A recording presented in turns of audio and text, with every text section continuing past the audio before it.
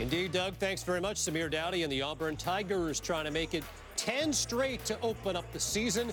They get an NC State team that won in thrilling fashion over the weekend on a half-court buzzer beater to beat UNC Greensboro.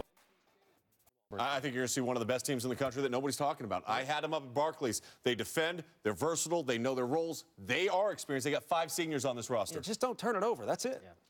To Auburn Arena in Auburn, Alabama, we take you. The NC State Wolfpack and Auburn Tigers will see you at the half. Enjoy the hoops. Welcome to Auburn, Alabama, where the holiday spirit is in full swing. I'm Carl Ravitch, and before the game, story time. 6 nights before Christmas, and all through the arena, the creatures were buzzing at the thought of a game between a hungry pack of wolves and the unbeaten Tigers. And inside the locker room, there was plenty of fire. Our conference has not been able to hold up its end yet. All right, the SEC has not been able to hold up its end yet. This is an opportunity for us to separate ourselves in this country and this conference. 40 minutes, our best basketball.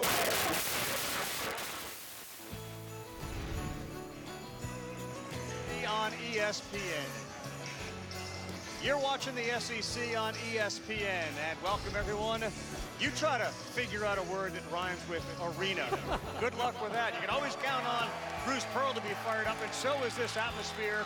It is sold out, over 8,000 on hand, even though many of the students have gone home for a clash with NC State. Auburn is unbeaten, one of only 4 remaining unbeatens at 9-0. Alongside my good buddy Jimmy Dykes, I'm Carl Ravitch. All fired up for an SEC season, but boy, he said it. We got to plant the flag for the SEC after what happened last night. Well, first of all, can you come to my house on Christmas Eve and read the story of Christmas to my family? That was outstanding by you, by the way.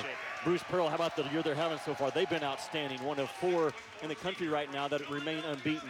They're a really good ball club. They're old, they're experienced. A lot of experience from that Final Four team is back. They got their hands full tonight, though, a team last year that put it on them in NC State. Markel Johnson is a hard-to-guard guy, Ravi, for NC State. He's a 6'1 guard that really just took the ball anywhere he wanted to take it last year. And Auburn threw the ball to NC State way too many times. They created ways to have turnovers. Auburn did last year. This is an Auburn team that's taking care of the ball. They're still pressing.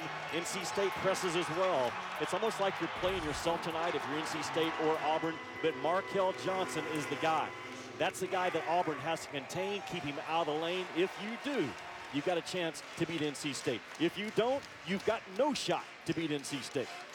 He's not only scored 27 against them last year, he had a buzzer beater this past weekend, which we'll show you a little later on to help them win a game. Senior guard, 6'1", 175 out of Cleveland, Ohio. He will be the focal point for Bruce Pearl trying to slow down NC State. The rest of them, they can score. C.J. Bryce, leading scorer, about 16 points a game. Braxton Beverly has hit 7 of his last 9 threes. Heck of a shooter from the outside. Keep an eye on Jericho Helms. He starts tonight. Suffered a concussion in a game against Wake Forest, has slowly made his way back. Meantime, remember Auburn, a Final Four team last year, and they did it by running and gunning from the outside. Little different this year, and they depend a lot on Austin Wiley and his size inside.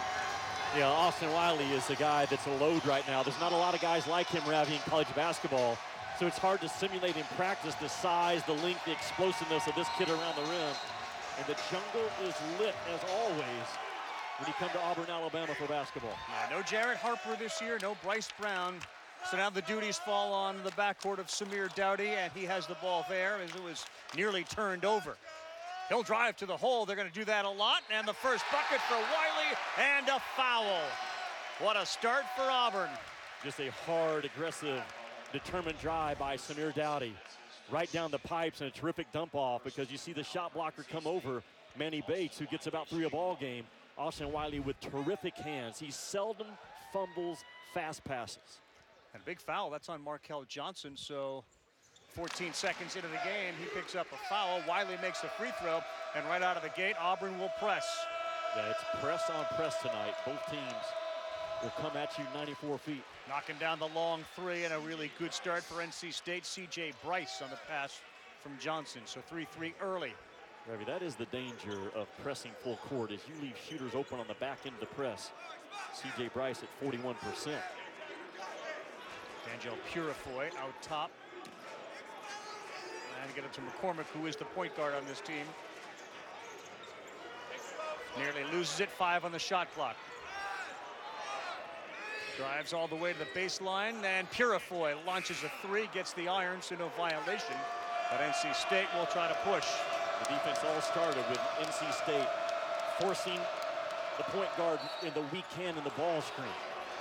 And late call on Austin Wiley. Ravi, both these teams are heavy on ball screen usage. A little bit different in how they do it, but Bruce Pearl is terrific at getting his guards downhill off the ball screen, and he is the flag waver right now in the SEC. And who would have thought it? When he took the job, they were the anchor. They were the ones holding the league back, and now they're the ones that are out in front leading the charge. Final Four team last year ran the table in the SEC tournament after finishing 5th in the regular season last night. I mentioned it. You had Tennessee, you had Kentucky, you had LSU all lose in the SEC. They were 1-2-3 last year in the conference during the regular season. Well, you could make the argument right now that the SEC really deserves one team to be ranked, and that's Auburn. The way this thing's tracking, I think the league's going to end up with 5 or 6 teams that have done the work enough to be in the conversation for that good, but man, a lot of work left to do, as in every conference right now in college ball. Markel Johnson misses the first. You've seen Pat Adams, Doug Shouse, and Ron Groover, the 3 officials tonight. That's the head cock of Markel Johnson. That's really unique, isn't it? Now he cocks that head, and it's not just on the free throw, even on his jump shot. He's got the head cock working for him. Missed 2 free throws and already has a foul in this game. McCormick guarded by Beverly. Launches a 3. Front of the rim, good rebound, and Markel Johnson does it all. Push good, bounce pass and a flush. What a pass to a cutting Manny Bates. Yeah, the speed of Markel Johnson was outdone by the speed of Manny Bates, because Johnson, man, he brought that thing with a zip. And Manny Bates to play out in front of the play, well done. Not an easy pass to handle, but he did, and he ended up with a dunk. Here's Wiley in the lane. He lost it. Watch the speed now of Johnson. Tries to blow by Purifoy. No foul called. Wiley may have gotten fouled. Bradley Markel Johnson now. He's got another gear, number 11 in red. A pretty good rebounding guard, so the break is initiated a little bit quicker. And 3 big dribbles. Manny Bates is out in front of the play. You love post players that play in front of the play, not behind the play. Manny Bates has a lot of energy, man, in that 6'11" body. Foul on C.J. Bryce. He grabbed the arm of Wiley. NC State off to an 8-2 start for Kevin Keats, who's in his 3rd year. Dowdy, soft touch, doesn't get it to roll. This is Helms one-on-one. Spin move and a nice one. No foul called on Wiley, who got him with the body. We got a track meet here, Jimmy. Yeah, both teams very comfortable playing high 70s, if not 80s. You and I were blown away today, I think. I speak on your behalf. I'll do that all season long. Thank you. How kind he was today with us. Kevin? Yes. Yes, he was. How generous he was with his teaching points, with his guys. How he commanded the practice. Like, it's interesting to watch shoot-arounds, because some head coaches dominate it all. Some don't, and he does. He's in a great mood. He loves this team. He likes the recruiting class that he has. And, you know, it takes a couple years. Now 3rd year, he's starting to get his guys in there as they call the foul out top on McCormick. Some of the guys that he inherited move on from the program and start to become Kevin Keats' team. Yeah, he's tough on his guys in the right way. You know, he's had a couple of guys miss a couple of games this year because of just being 2 minutes late to a meeting. Right. And that's how you build your culture. I can tell you this. Javon McCormick cannot pick up fouls on Braxton Beverly 25 feet from the rim. That's not the guy that you have to go out and put pressure on when he's bouncing the ball. He's not going to beat you going to the rim. DJ Funderburk into the game for NC State. Anthony McLemore into the game for Auburn. You saw him down the other end of the floor. Miss a layup with his left. Tough fadeaway. That's too strong and too long, and McLemore with the rebound. Yeah, good seal, wasn't it, by McLemore on the weak side? Purifoy 3 off the glass. Stouty banging for the offensive rebound. That's something Auburn has done really well this year. Grab offensive rebounds, and with the number of misses tonight, they've had opportunities. They're 1 of 6 from the floor. Yeah, Auburn is one of the better offensive rebounding clubs in the country. And NC State, they have to hit first for 40 minutes when Auburn shoots that ball to them. Ellens will get called for the foul. Who Bruce Pearl's looking for a travel. And they are not going to call the travel. They're going to call the foul and send Helens to the line. Well, Jericho Helens is a guy that he can create his own look. And it's not a speed dribble at all, but pretty good footwork, I thought, to keep that pivot foot down. Then the second fake got the defender to bite. Helens free throw off. So all of a sudden they got Auburnitis, because Auburn has been brutal from the free throw line this season. And NC State's missed their first three. Bruce Pearl's not feeling like the stripes are helping him out. That's the rotation on Helens' free throw right here. A little bit of a side spin and only rotates about one time. And you mentioned Auburn's free throw shooting. They're 63%. Over the last 10 years, the SEC regular season champion has shot 65% or better. That's the importance of knocking down those unguarded 15-footers.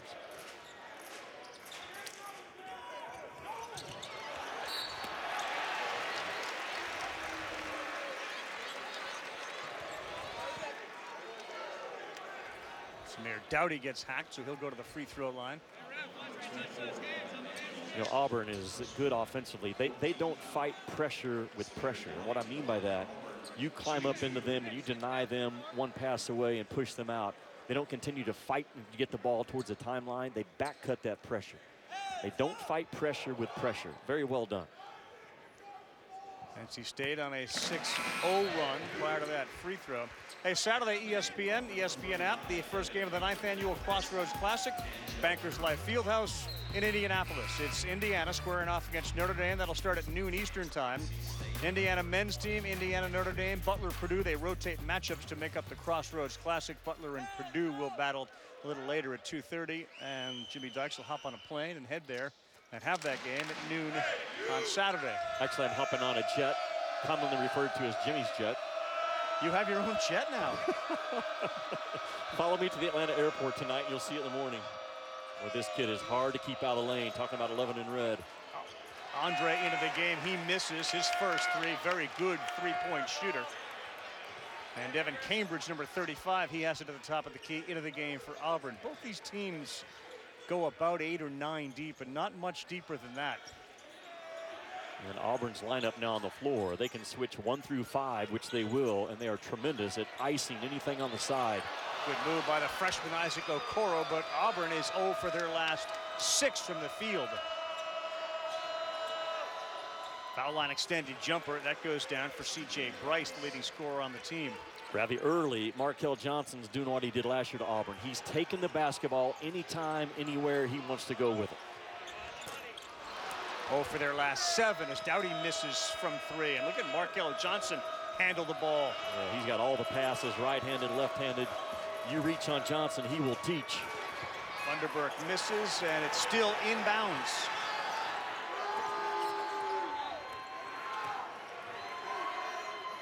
Too easy for Bryce, who had a size advantage over McCormick, and he's got 6 early. You know, really good recognition for the other 4 players of NC State to stay off of the mismatch. A lot of times guys will run in and kind of bring an automatic double team down there. Very good job by NC State to stay off of the mismatch. Anthony McLemore. He knocks down a 3. Auburn so good, Ravi, at finding the backside of the play and knocking down threes. Maybe the best in college basketball right now. Look at Auburn ice that ball, Ravi, and try to keep it on a side. Markel Johnson ran into 3 different Tigers, and the ball is out of bounds. We'll take a timeout here. We'll keep that whole holiday spirit going. Check out the gingerbread display, and wait till you see Jimmy's breakdown featuring gingerbread.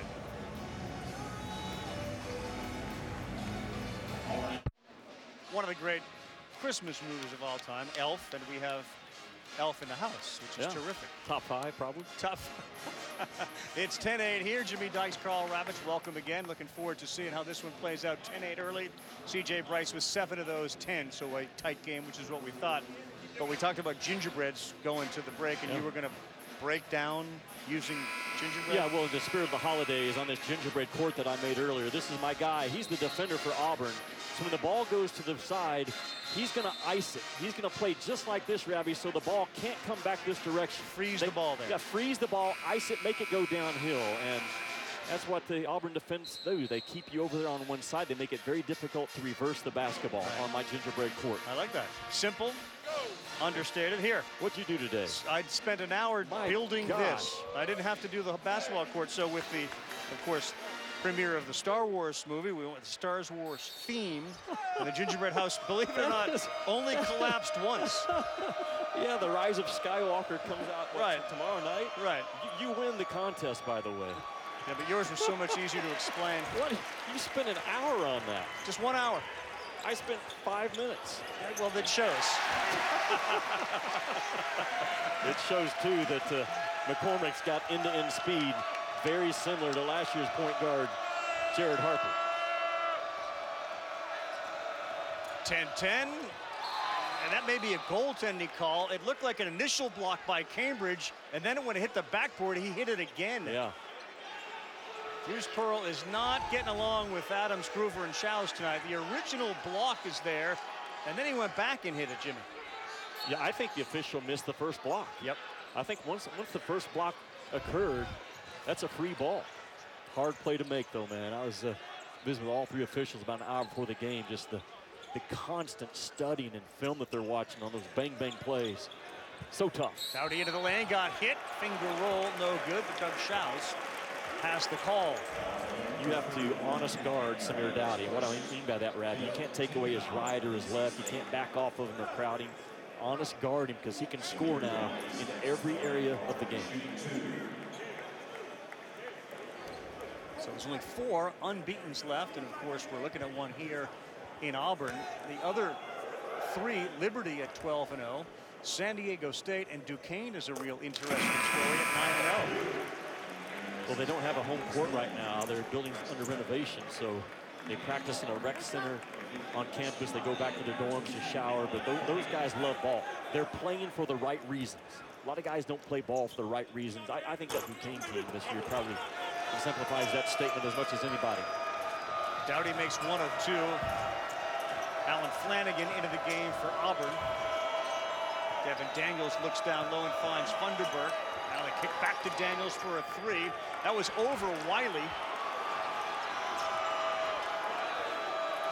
He hit the deck. There's no flop warning given. There was no foul given, and then he parts the Red Sea and lays it in. And there was no resistance given by Auburn on the drive. Cora, good dish. Wiley with a flush, and he got hit. Wiley will try to finish his second three-point play of the night. Robbie, that's twice now that NC State has not been strong enough. If you're going to foul Wiley, you got to foul him, man. Those reach-in fouls mean nothing to this cat. And he's such an explosive athlete. NC State went right at Austin Wiley last year, but that was an Austin Wiley that was not in shape.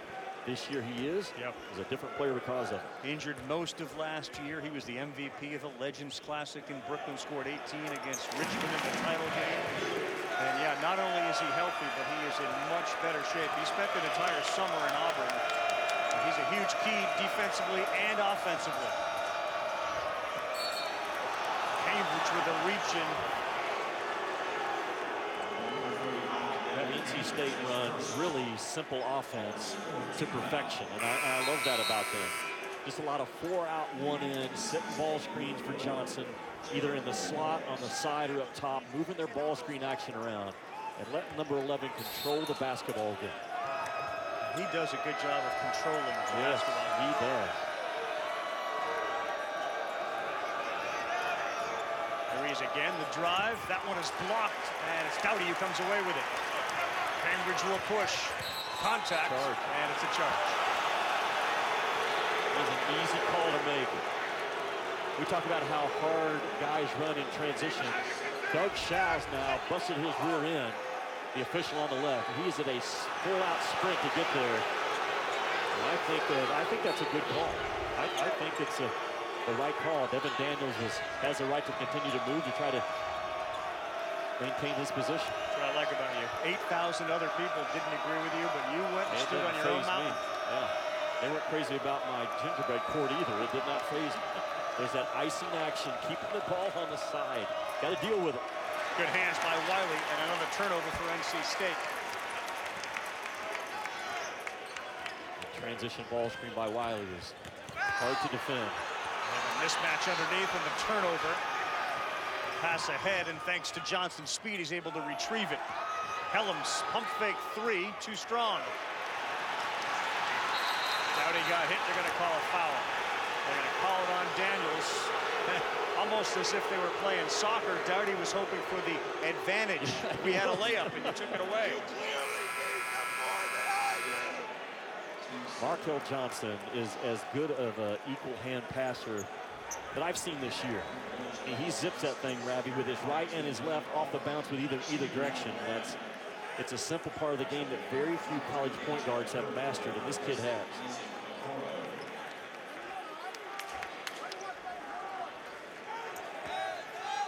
Samir Dowdy goes to the free throw line. 77% free throw shooter, but he misses that one. And it's seemingly in the head of the Auburn players when they get to that strike.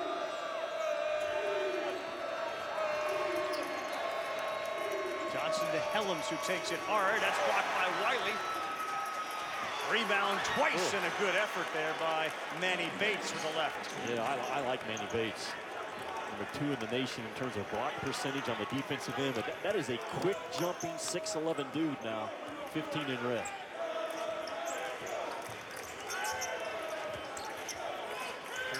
Cross court, Johnson, his first three. He got fouled in a 4-point play, perhaps.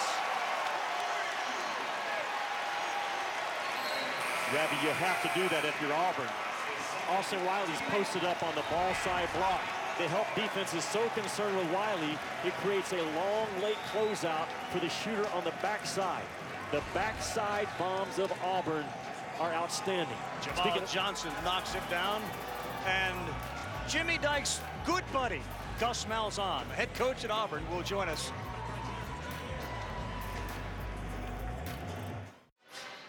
Welcome back. You saw the man enter the house. He was getting high fives from everybody.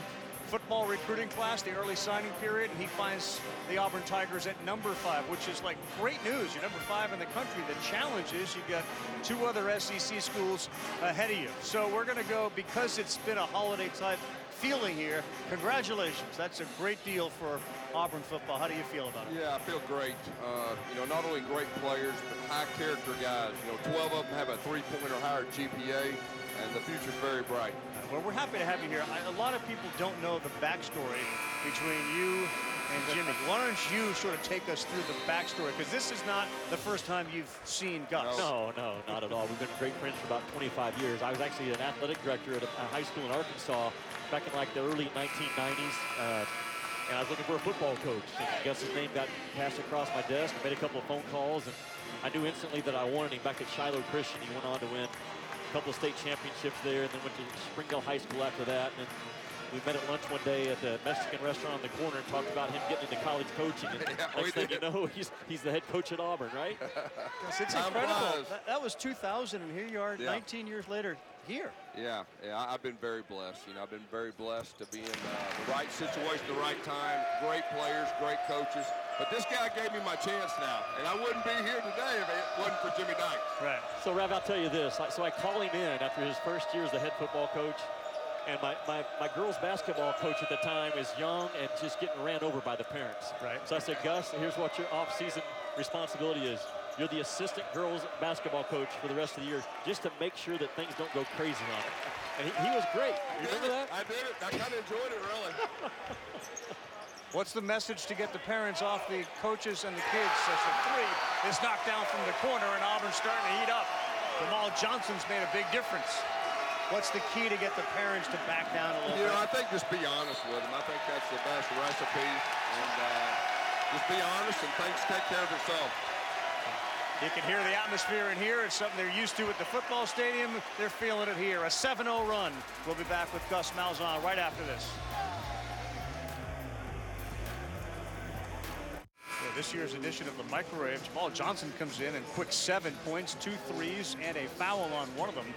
And as a result, you got Auburn on top. So your football team's great. We know we're going to the Outback Bowl. Yeah. You're going to take on Row the Boat, Minnesota. Yeah. I mean, so what is this sort of couple of weeks before that game like? Yeah, you know, we're in bowl practice right now. going to turn our guys loose for Christmas for a couple days and meet at the bowl site on the 26th, and then you get in your routine, and we're playing a really good team. And, you know, that's a big-time bowl, too. We're excited to be there. Gus, you're good friends with Bruce Pearl. What have you learned from him, from Bruce Pearl? What have you seen from him that you like? I like that about him. Yeah, I tell you what, he's got a dynamic personality. He's positive now. And, you know, he's a great encourager, too. We're great friends. He always texts me after game, win or lose. But, you know, he's just his positive energy. And it really, you know, it inspires his team. It inspires the crowd. Really something. How about the Auburn sports program as Markel Johnson gets into the lane and kicks for a Helms 3 that doesn't go down? But you and I spent time together at the College World Series with Bruce. Football team obviously continues to have great success. Final Four team for the basketball program. What's it like to be on the campus when all this is going successfully? It's a great time to be an Auburn Tiger. I'll tell you right now, just a lot of positivity. The basketball team's got another chance. You know, Butch and our baseball team, it got another chance, and our football team, we're going up. So it's a real exciting time being Auburn Tigers. You didn't have the Heisman Trophy winner this year, but you got a kid at quarterback that could someday be in that conversation. Talk about Bo a little bit. Yeah, Bo Nix is unbelievable. You know, what he did as a freshman. We played the toughest schedule in college football. And he grew up, you know, playing that schedule. And I've said this before, he's going to win a championship before he gets out of here. Okay. You know, he's got all the intangibles. He's a great leader. Next year, it'll be his team. And so I'm really excited about the future with him as our quarterback. So while you were back playing and coaching with Jimmy, there was a little more than just the coaching, because I understand there was this softball team that you guys were on. And can you describe what that was like, sort of the uniforms and how serious you all took it? Well, it was a little slow pitch softball. Yeah. Here we go. McCormick with a steal in a lane. Little slow pitch softball. Now, he can flat out play. You know, I was a little bit just iffy, but Jimmy can really play. Hey, could you hit? Like, where did you play? Yeah, I could hit. I could hit. Jimmy played the defense, and I'd hit. Football games go with momentum like this basketball game is going like. Can you feel it on the field? Yeah, you can feel it for sure. And, you know, basketball is a little bit more, you know, change the pace. Football, you can definitely feel it. Chance again for Auburn on the run. Great dish. And a big-time block underneath there by Bates. But, boy, has Auburn turned on the Jets. Gus, you said this is your first time to watch Auburn play this year basketball, and one of the things you said was, man, are we fast? And they are. This is an Auburn program culture that they thrive on speed. They're not as fast at all 5 positions like they were last year, but, man, Bruce, he doesn't play anyone that doesn't have a motor. Yeah, he's done a great job recruiting you. I got a chance to watch us warm up, and you can see the athleticism. We're a little bit longer. We're athletic. You know, with his coaching, we're going to have a chance again. Wiley takes a break. So you've entered the building. They've gone on an 11-0 run. Nice. I may need to stay right here, okay? You know, this is good stuff right now. When you text him, you can remind him of that after the game. I will. I showed up. You went on an 11-0 run. You know, and I love to watch Bruce on the sideline. I mean, he's fun to watch within itself, and great energy. And he's a sweating machine, man. Yes, man. I love his intensity. Have you spoken to the hoop team, or has he spoken to the football team? You know, during the summer, we kind of get together and usually do both. So, really? You know, we're real close. And the thing about Auburn is, you know, our basketball team, our football team, and our baseball, they're all close. Yep. You know, it's like a huge high school with everything, which is rare, but it's a lot about their head coaching. So when Ravi and I come back in January, instead of the hotel, can we stay at your lake house? You can. Is that it's okay? about 50 minutes from here. But yeah, you're more than welcome. There's that icing action again. It's just so hard, man, to get the ball from one side of the floor to the other against Auburn. But it's also just as difficult to keep Markel Johnson trapped in that side. This kid for NC State, Gus, number 11 in red, is his speed is off the charts at that point guard spot. Yeah, you can tell he can go. He and Anthony McLemore met at the rim, and Doug Schaus quickly got in between them. Love the body on the kid coming in now. This is only a freshman, Isaac Okoro, and he can play for you. Yeah, it looks like he played wide receiver. Yeah. I like to put him in the red zone, split him out, throw it up. You know?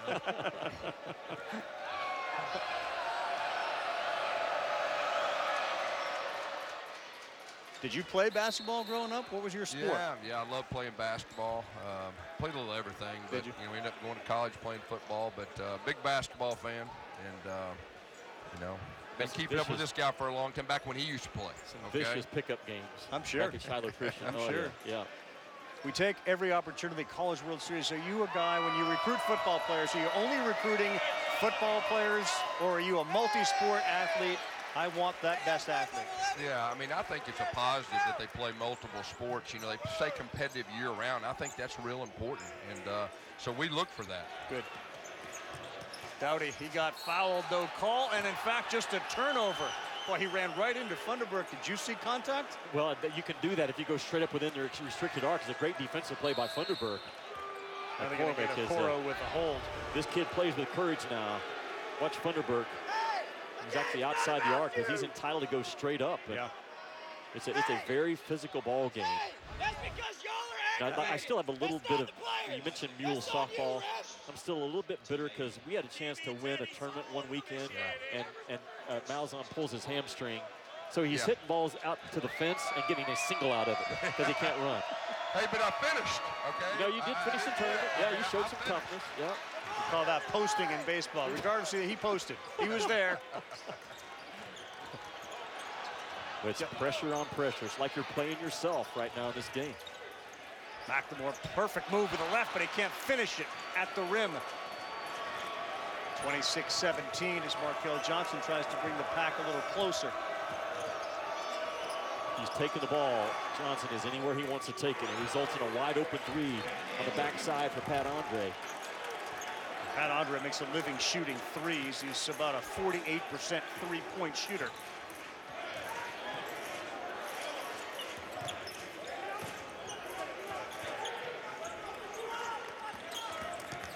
Courage, man.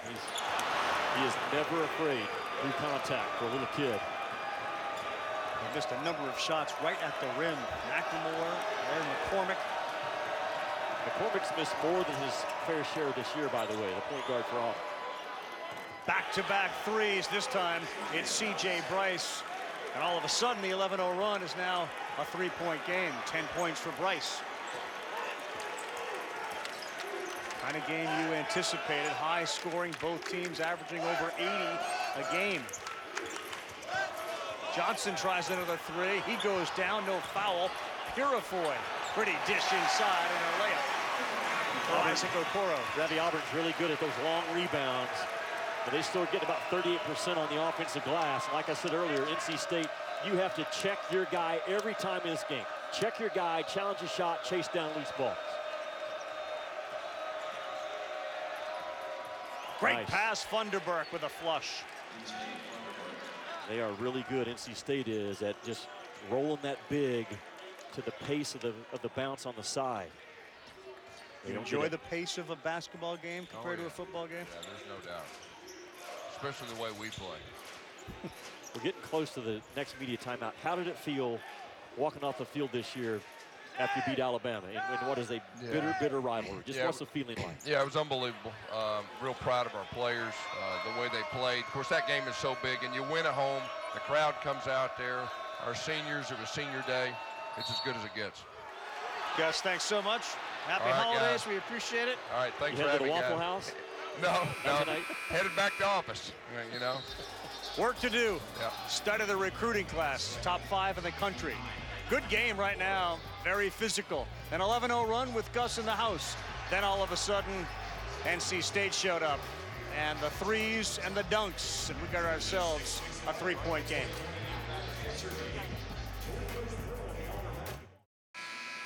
Beautiful Christmas tree outside of Sanford Hall here. NBA Friday, 8 o'clock Eastern time. NBA countdown at 7. Joel Embiid and the Sixers lost for the first time. And now they get Christmas Porzingis and the Mavs at the Wells Fargo Center. They've been unbeaten at home until they caught up with Miami Heat and Jimmy Butler. The Sixers second in the East, 8-2 in their last 10. Mavs third in the West, 7-3 in their last 10. Playing without Luka Doncic, who's out with an ankle injury. Of course, don't forget Christmas Day, a full 5-pack of NBA action. Auburn 28, NC State 25, 6:51 to go. Jimmy Dykes, Carl Ravitch. And how do you replace for Bruce Pearl. He's got the benefit of the seniors, but you lose Bryce Brown and Jared Harper, who seemed to make 500 three-point shots last year. Well, they're not taking quite as many. Still about 42% of Auburn's attempts on the year from the three-point line. It was closer to 50 last year at times, but you know, he's playing to his strength, Bruce Pearl is, and the strength of this team is paint touch after paint touch, touches for Wiley, drive kick, and then settle for threes. Last year, Auburn was a little quick with their trigger at three. Not so much this year. Auburn 3 of 9 from three-point land. They continue to struggle from that free throw line as Okoro, the freshman, had the ball just taken away. And here comes Markel Johnson with the left. He kicks it to the corner. Bryce in the paint. No good. Funderburk, too good a position underneath. There was nobody, no resistance at all on Funderburk on the weak side. The speed of Johnson just continues to just jump out of this game film right now.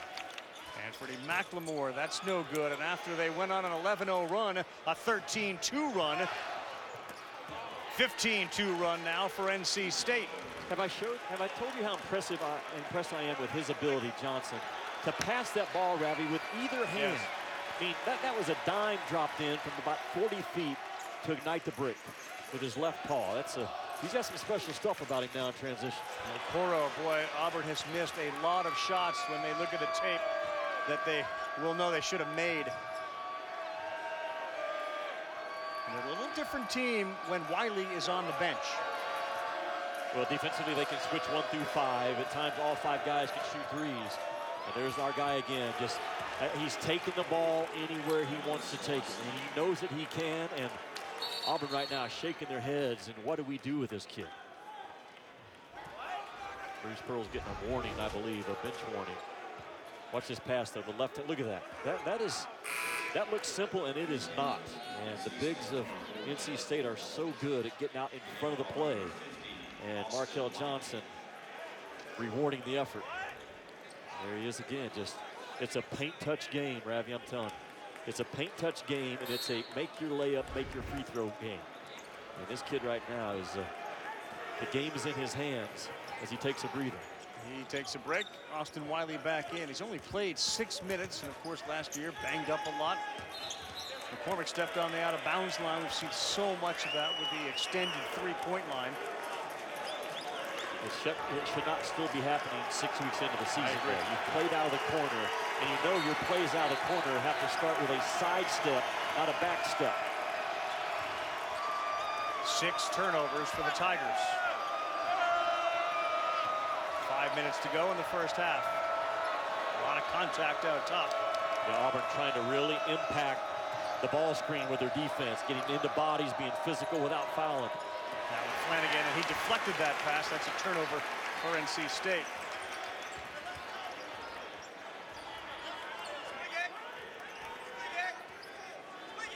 Doughty long three, and he finds the bottom of the net. And Doughty and Bryce get into a little pushing match.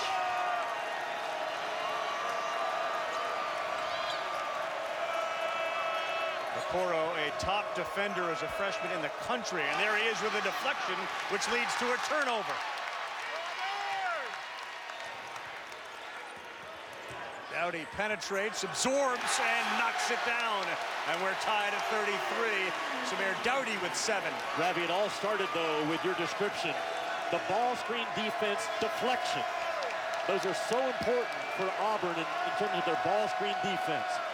Don't let it be a clean outlet from the ball screen action. And I'll tell you what, Austin Wiley's a difference maker when he's on that floor for a variety of reasons. Auburn's defense has gotten hot the last 90 seconds with their ball screen coverage. And then Samir Doughty will just kind of dance you, and then when he goes left to right, he's setting you up to rise and fire. The confidence that Bruce Pearl feeds his guys, again, you have to honest guard Samir Doughty. He can do a little bit of everything offensively.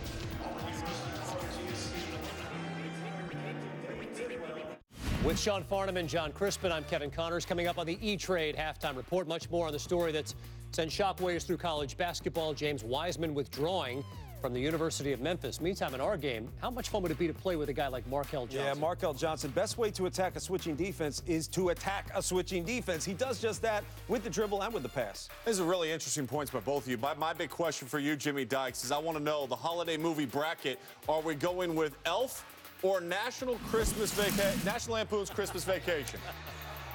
Sean, it's not even close. National Lampoon's Christmas Vacation is number 1, 2, and 3 on my list. I would agree with you. I think there's nothing better than Clark Griswold, and when Cousin Eddie shows up and the lights, it's the gift that keeps on giving. I don't know, Buddy the Elf is pretty good. Looks great, little full, a lot of sap. Oh, he went with it. He went with it. I've been telling him that line all day long, and he repeated it as Helms misses everything. Doughty's open down the floor, and it's deflected out of bounds by Andre. I can't believe you went with looks great, little full, a lot of sap. Well, because you hadn't had that. You didn't have it. I've had a list all day. I've had a list all day. So you're going to be surprised, surprised Eddie? If I woke up tomorrow morning with my head sunk to the carpet, I wouldn't be more surprised. That's how surprised you are right now. Like that kind of surprise, right? You're reading them off of a piece of paper. I got to get it right. Is your house on fire, Clark? This house has been on fire in here. It's hot. You got some more lines there? Yeah, he's a power driver. Auburn's got a couple of them. I can't wait for the second half when we go over. I got a whole list of them right here. Hey, Griswold, where do you think you're going to put that tree?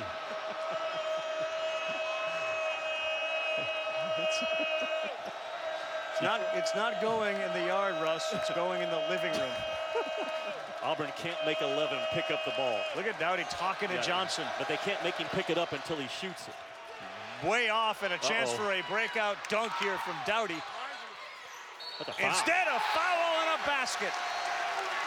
And Doughty is staring at Markel Johnson. They got a little something cooking. It is getting hot in here. Well, Markel Johnson is the top of the key when he takes the shot. So now he's not the primary defensive balance, and Doughty reads it and says, I'm gone.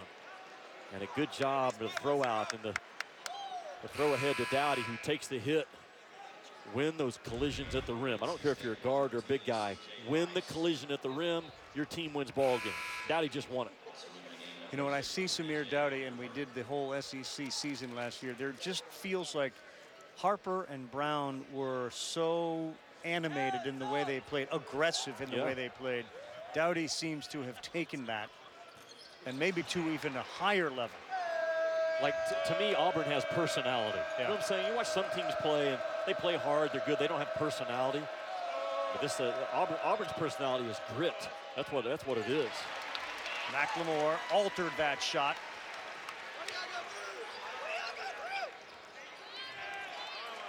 Boy, he's got it. That's a root out, absolutely. Pat Adams with the right call. Pat Adams felt like Austin Wiley. Now, Austin Wiley is as good as I've seen this year, showing his hands, Ravi. I think he walks across campus with his hands up. That foul's on McLemore. McLemore, okay.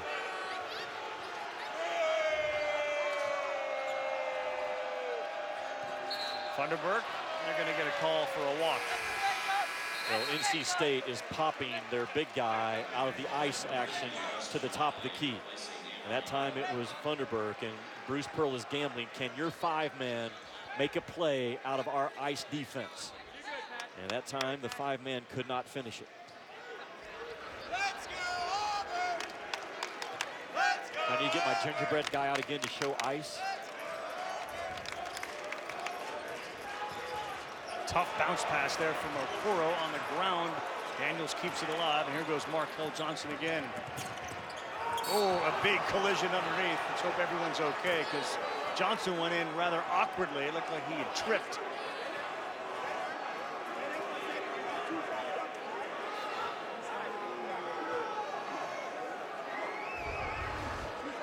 This kid's coming now with his right foot slipped. His feet got tangled up, and we're fortunate that everybody gets up okay off of it. 27 points last year against Auburn did Markel Johnson. It was his ability to take that ball, drive that ball. And if you can't make him pick it up, and I know that sounds simple, if you can't make him pick up his dribble, it can be a long night in this building.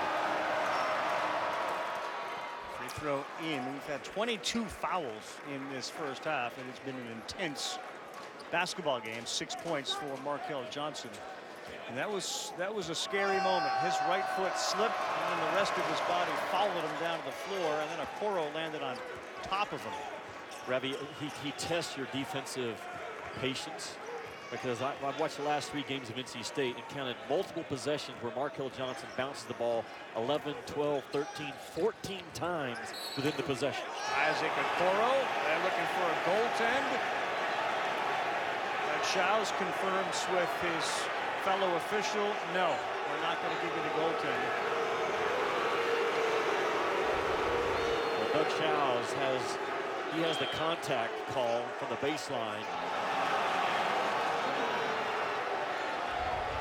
And once that ball gets on the glass, you have to leave it alone. He immediately got his eyes on Pat Adams and said, I need some help. And Pat Adams said no. Free throw good. I thought good call. I don't think that ball hit the backboard before he did. No, that's a good call, yeah. He knocks it in. Yeah, absolutely. Man, those bang calls, man, it's so tough.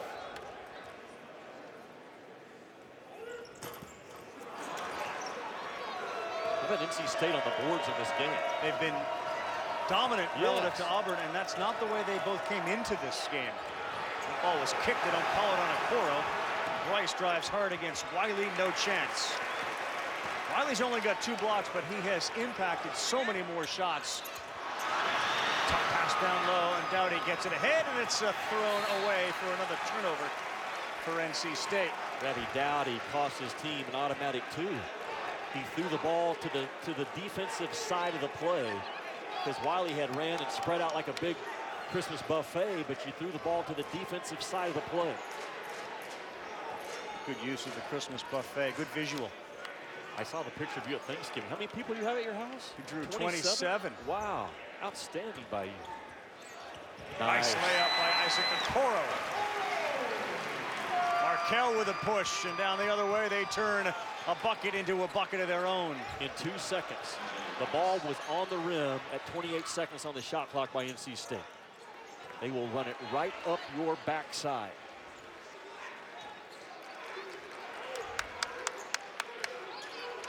C.J. Bryce with 12 points. About a 5-second difference between the game clock and the shot clock. And the sprint out ball screen by Austin Wiley. A lot of times he'll flip it. There's the flip. And Doughty goes to work. And denied at the rim. So they get 5 seconds, and that's certainly plenty of time for this guy. Markel Johnson kicks it to Andre. Heave 3. No good. Auburn will take a 1-point lead into the half. Johnson 7.7 assists. Bryce 12 and 6. Samir Doughty 10. We'll do the whole Christmas movie thing after the break. We send it back to our studio for our halftime report. Ravi, we will be looking forward to that. It is the E-Trade halftime report. C.J. Bryce leads all scorers with 12 points. NC State down just 1 at the half. Good second half on the way. This has been the E-Trade halftime report.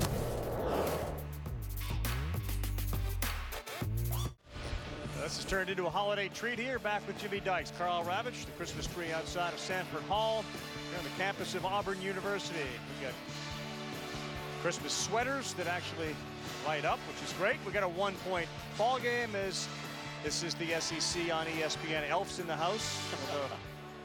That's not Will Ferrell, but it is Elf in the house. We got our own version of Santa Claus here. Who somebody did ask me, when you hired Gus Malzahn, yes, how much did you actually pay him as a high school coach? I think his first year is at like $18,500. Really? Yeah. 3 championships later, and then 19 years. I thought I was overpaying him at the time, but looking back, it's probably a pretty good decision. You know what's a good decision for NC State? Keep the ball in the hands of number 11, because right now he's taking the ball anywhere he wants to on the floor. They ice him, he breaks the ice and gets downhill in transition. Man, he's coming with speed. NC State has 14 made shots in this game, and 7 of them have come off an assist from my gingerbread man, Markel Johnson. Robbie, his speed jumped out on film, but it's gone to another level in person. Like, he's extremely fast. You said like Usain Bolt, but his ability to pass with either hand with distance and accuracy is very impressive. And if Auburn's going to continue to keep the lead or build on their lead, they have to contain number 11 for the next 20 minutes because he is explosive. Yeah, well, he's zeroing in on a triple-double, 7 points, 7 assists, 5 rebounds. So the other story you got to talk about is the fact that NC State has got 26 rebounds and Auburn has only 19. They've out-rebounded them by 7. Let's see what the second half brings. That's the surprising stat of the game is NC State playing big boy basketball on the board. That's when the game's decided, man. When that shot's taken, that ball's above the rim. That's when the game is decided. Coro's foot moved, and he gets called for the travel. And Bruce is looking at D'Angelo Purifoy and saying that was on you. Not hard enough cut to get open. Came out of that break, and Devin Daniels sort of had a running hook shot across the lane. Do they script the first play like that? Absolutely. Like you do in a football game? Yeah, absolutely. If not the first couple. So that was the shot they wanted. I don't know about that, but it's interesting to watch that first possession. Yeah. You bring up a good point after the timeout because the coach is sending the message not only to his own guys, but to the other team. Like this is what we're trying to set the rules of the second half within our first couple of possessions. Can you match the rules you want to play with? Well, Isaac Okoro, the defensive whiz, the freshman goes to the bench. He picks up his 3rd foul here. 35 seconds into the second half. Big story, that ball turned over by Daniels. And Doughty kicks 3 way short. And a jump ball, possession arrow to Auburn.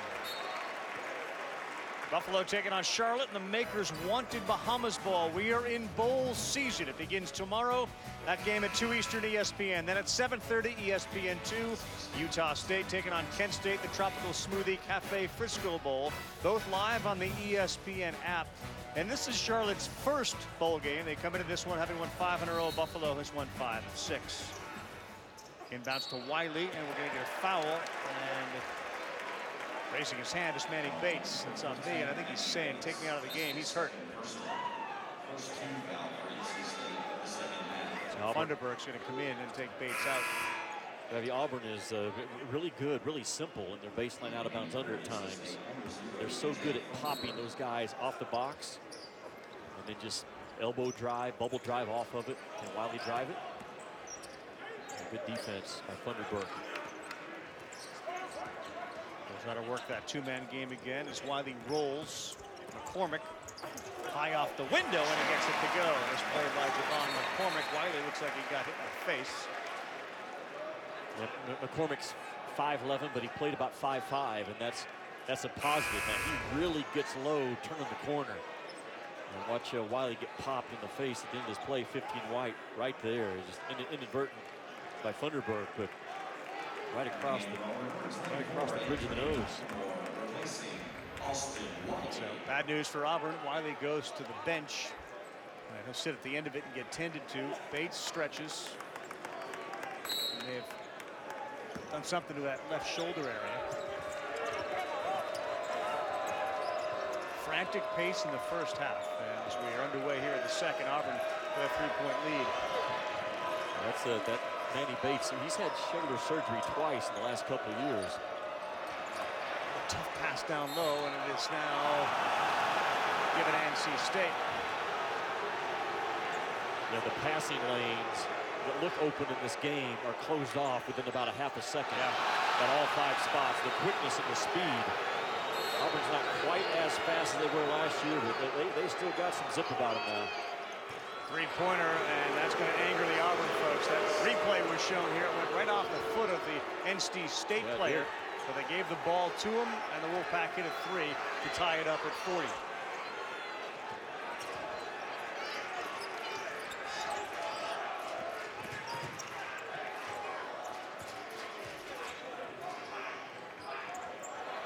Watch out. Yeah, watch right here. It goes off the foot. Right there, that's a red sneaker.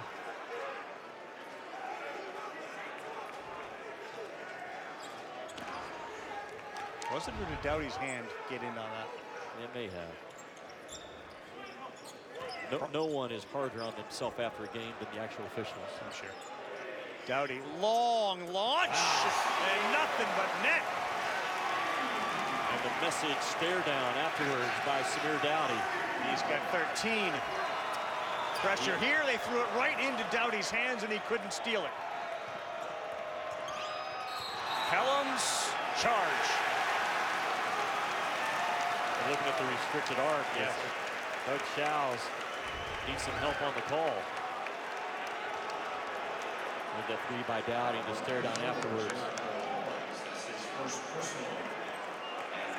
Yeah, that's in, on, or above the restricted arc was McLemore all three.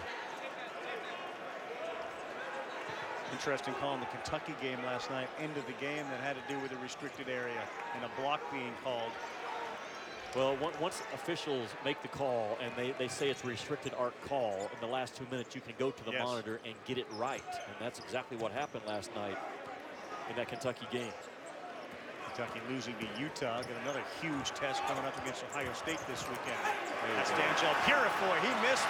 They continue to bang on that offensive board and come away empty. Bryce, he got fouled by Flanagan. Call it on the floor. Ravi, you and I talked about it earlier today with Kevin Keats, and you look at that ACC right now. Louisville with another number 7 in the net rankings, Duke at 11, Florida State 25, Virginia 35, and NC State at 50. But it's there for the taking this year, as in most conferences right now. If you're just good and you're healthy and you play well, you got a shot to finish in the top 2 or 3 in your league. And NC State, from what I've seen tonight, you may disagree, they're going to be more than in that fist fight all year long. It feels that way, especially with Carolina being down. Yes. Well, Beverly airball, that led to another turnover for NC State. And McCormick dribbles into traffic, ends up in the hands of McLemore, whose three goes over the backboard and out of bounds. He did it against Wisconsin at the half, and Markel Johnson did it this weekend against UNC Greensboro in a game that was tied 77 all. Jimmy with 2.1 seconds to go. Yeah, and then Markel Johnson is just from about 60 feet, bam, nothing but the bottom, and the building explodes. That's a good win on the road against UNC Greensboro. NC State will not miss the NCAA tournament this year because of a poor non-conference schedule. It kind of bit him in the backside last year.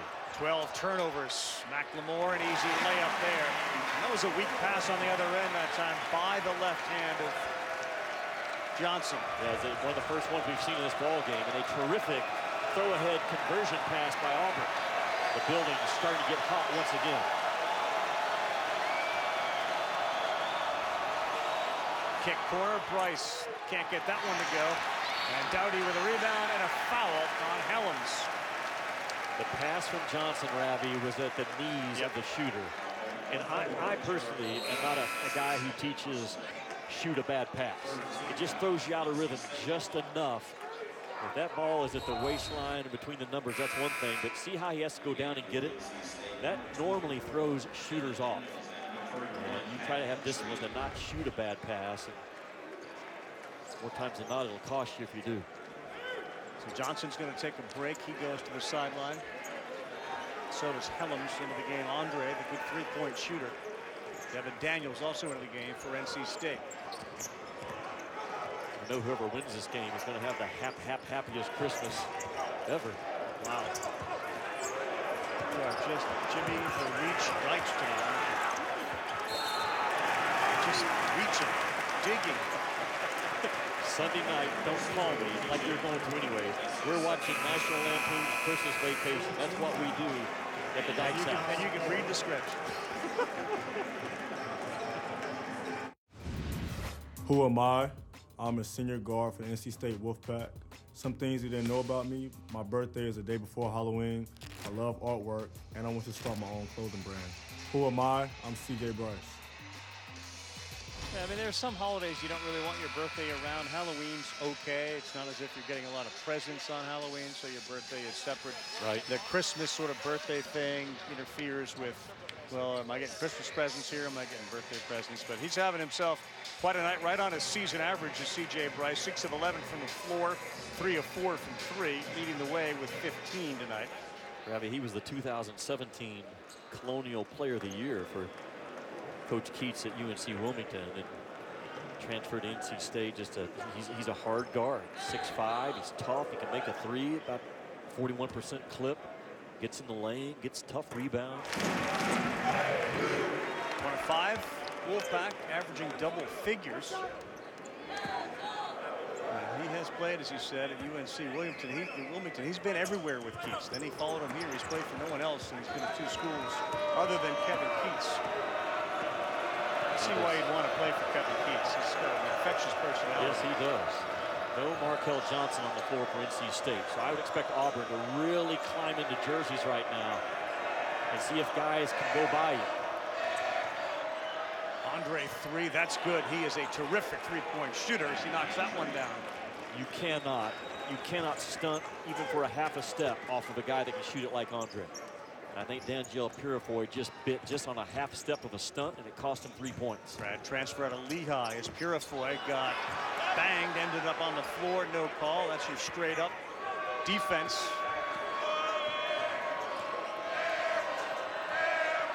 They're trying to really get after Beverly, aren't they? Again, you can't leave him space. Launched from fall out, and he can't get that to go. When Andre put his name in the portal, he was in a class at Lehigh, and about 75 text messages came pouring in while I was in that class. All sorts of interest in the sharpshooter. Good defense from behind, then he saves it as Johnson flies into the crowd. We're going to get a foul on the pass. That's going to be called on Devin Daniels. Terrific effort by Jamal Johnson. A SportsCenter follows after the NCAA Women's Volleyball Final Four. Don Butchergross, Michael Eaves, Lakers Bucks reactions. Harden and Westbrook, how'd they do against Paul George and Kawhi? Aaron Rodgers, Kirk Cousins will be in the Monday night showdown. SportsCenter after Minnesota Stanford. That's the Women's Final Four in volleyball on ESPN and the ESPN app. Daniels 4 fouls. Funderburk also out of the game. There's that out of bounds play I talked about. They just pop both bigs, Robbie. They'll take turns popping the big, and they just elbow bubble drive you, and they seal off the other big. It's a simple play that's hard to guard. And Alan Flanagan got into that with C.J. Bryce. As soon as that ball went through the basket, he chested up with Bryce. And you're right, there's a personality, but there's also an edge, an attitude about Auburn. Well, they ripped through last year in that NCAA tournament. There's the good left-handed finish by Flanagan. There's no back down from either team.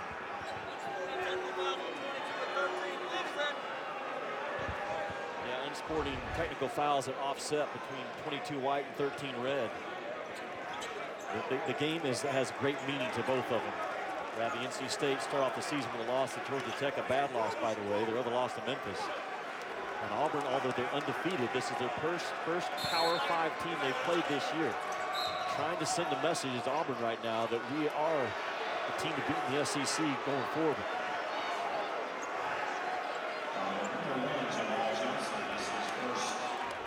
Got a foul off the ball, and Jamal Johnson, his first. Now, you're right, this is a huge opportunity for NC State. Yes. Last year, they were one of the last 4 out.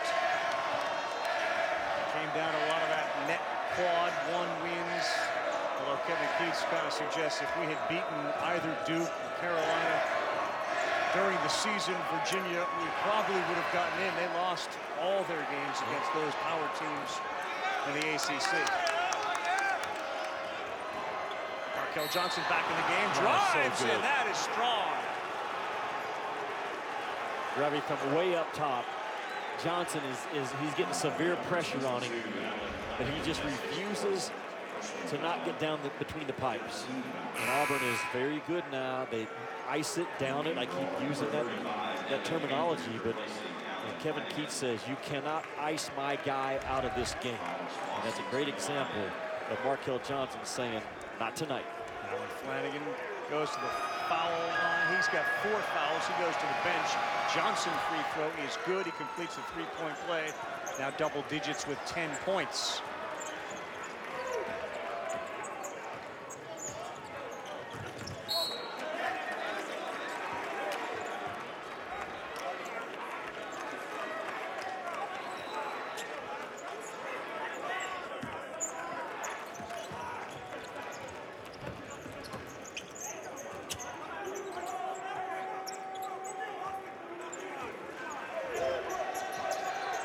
High screen from Wiley as McCormick goes by him, draws some contact, but no foul call. The refs letting him play a little bit. Beverly threw it away. It's a bad, unforced turnover by Beverly. The pressure got him going too fast, and he couldn't get rid of the ball quick enough in his mind. 14th turnover.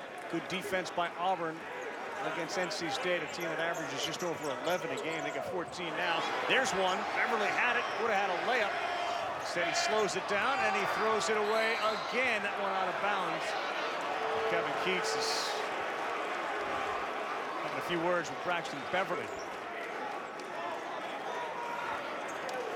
Greg, I think both coaches realize that if either team flinches for a period of 90 seconds to 2 minutes, you're going to get a 6-8-0 run put on you. There, you cannot have any back down right now at any spot on this floor if you're NC State or Auburn.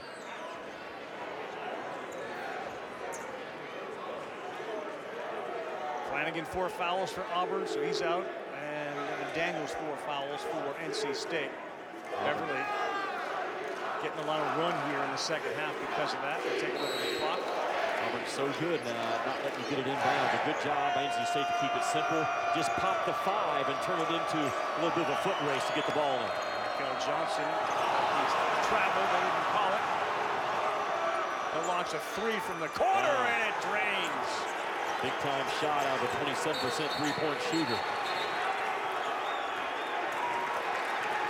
think we're going to get Markel Johnson. He was chirping the entire way down the floor.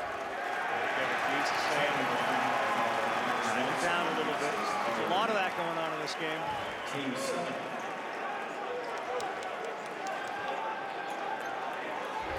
Technical on 11 red.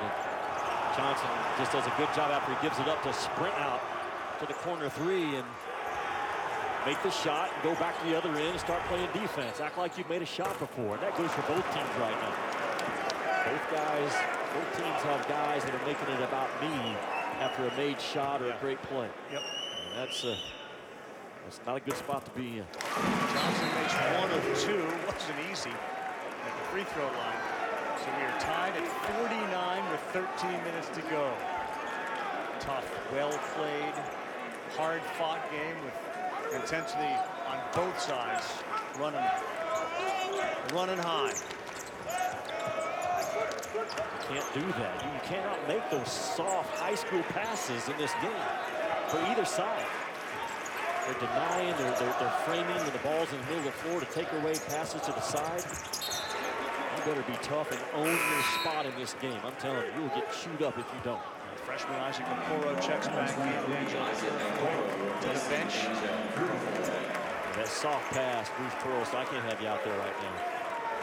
You're gonna, if anything's soft about you in this game right now, just sit down. I can't play. Same play, elbow touch. NC State just blows it up by being physical with Wiley in front of the rim. Dowdy out of the game, Wiley in the game. Okoro plays with 3 fouls. He gets it down low. 4 on the shot clock. That's a foul, and he'll shoot 3 with Javon McCormick.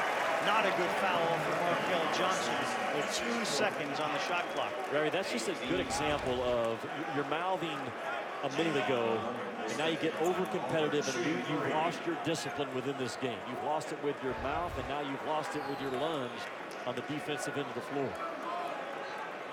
And a big 4th foul. Remember, Markel Johnson got his first foul less than 30 seconds into the game. Now he's got his 4th foul. That's big, because the game has been in his hands.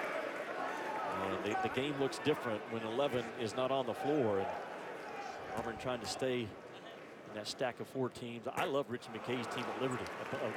4 guys back that started last year, won a first-round game. I believe they play at LSU maybe next week. If they win that game, they could be sitting undefeated on Selection Sunday. McCormick, 1 of 2, now 2 of 3. Press is coming. You have to cut twice and cut with different speeds and hold.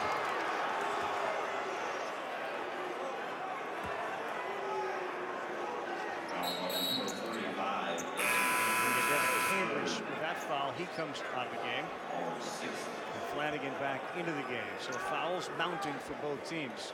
Auburn is physical on their press. They get into your bodies, and you have to cut twice and cut different speeds on both of your cuts, or you will not get open. NC State will be challenged. We'll see when they decide to bring Markel Johnson back in the game as he sits now with 4 fouls.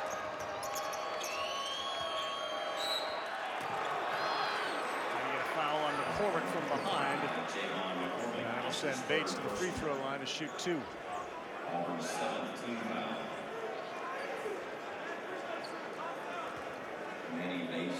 Are you noticing when you watch college basketball more fouls being called? Or is it just this game? We've had 38. Yeah, I think it's just the physicality of this game and how both teams play. They are built on pressure, and more pressure. And neither team's backing down. It's a slugfest right now with a lot of energy. The biggest part of the game, you already said it, is number 11 in red sitting down. Yeah. There have been a variety of games that have had a large number of fouls called. Speed advantage without Johnson on the floor is Auburn. So how about McCormick taking the bump and making the basket? No foul called. Ravi, that is a foul. McCormick's going in full speed. The defender jumps up into him. That's way too much contact for it not to be called. Good drive, Devin Daniels with the left. Now the rule says that you're entitled to jump straight up as a defender and throw up a wall, but to me that play looked like it was more than just throwing up a wall. Quick tip in, Austin Wiley off the Okoro miss. Auburn is the best in the SEC at cleaning up the backside rebounds. 8-point lead. And sort of searching without Johnson on the floor. It's Bryce, tough shot. No good. It'll go to Auburn, Jimmy. Davon McCormick, we talked about the little guy plays with courage. He comes with speed. Right into contact, bam, that's a foul. That is the defender jumping towards the offensive player who's pursuing the rim. And then the putback by Austin Wiley, who is so good at watching the ball in flight. 2 soft paws for a putback. Who am I? I am a senior guard from NC State Wolfpack. Some things you might not know about me is I love baseball, I don't eat anything out of the water, and I don't eat Thanksgiving food. Who am I? I'm Markel Johnson. I don't eat anything out of the water. So he's not a fish eater. I think that's what we can glean from that. He's having a terrific game. 13, 8, and 6, but on the bench now with 4 fouls. And the challenge that NC State's going to have without him on the floor is how big? Well, Coach Keats didn't have to trust his gut right now to answer your question, because they're down 3. They try to hang in this game and keep it 3, 4, 5 points for, I would think, another couple of minutes, maybe about the 8-minute mark. Coach is probably thinking in his mind, if he can get there and stay within 3 or 4, and turn him loose.